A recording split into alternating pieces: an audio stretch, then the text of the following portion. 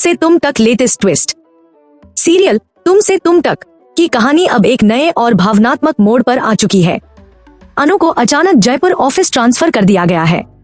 यह प्रमोशन और ट्रांसफर किसी इनाम की तरह नहीं बल्कि आर्य की चाल जैसा लगता है। अनु को साफ साफ एहसास हो चुका है कि आर्य ने यह सब जानबूझकर किया है ताकि वह उसे अपने से दूर भेज सके।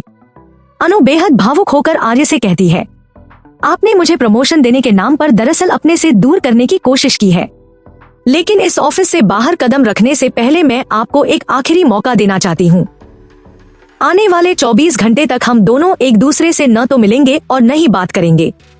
अगर इसके बाद भी किस्मत और माता रानी ने हमें मिलाया तो आपको मानना पड़ेगा कि हमारे बीच का रिश्ता सिर्फ काम तक सीमित नहीं है।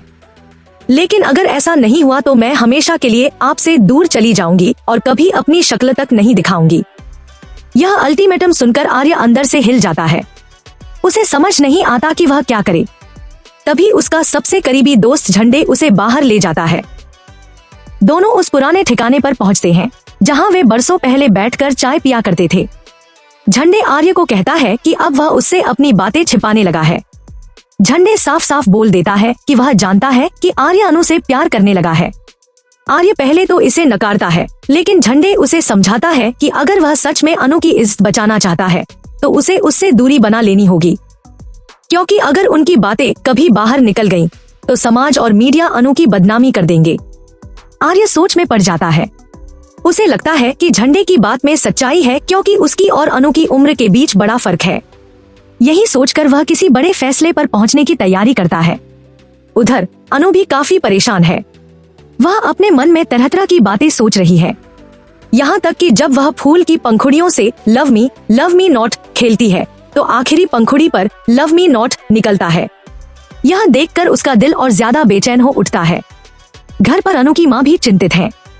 तभी सिद्धि माता उन्हें एक अजीब सी सलाह देती है।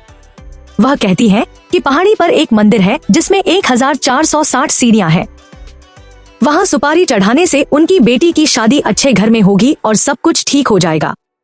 लेकिन अनु की माँ इस पहेली को पूरी तरह समझ नहीं पाती। आखिरकार आर्य ऑफिस में वापस आता है और अनु को बुलाकर उसके हाथ में ट्रांसफर लेटर थमा देता है। वह सख्त लहजे में कहता है कि अब अनु को जयपुर ब्रांच में काम करना होगा।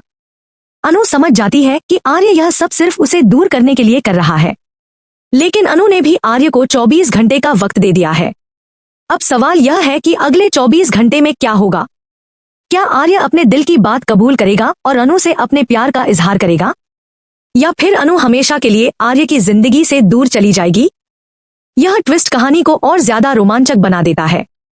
दर्शकों के लिए अब सबसे बड़ा इंतजार यही है कि आने वाले एपिसोड में आर्य कौन सा फैसला करेगा और क्या सचमुच किस्मत उन्हें फिर से एक दूसरे के सामने खड़ा करेगी।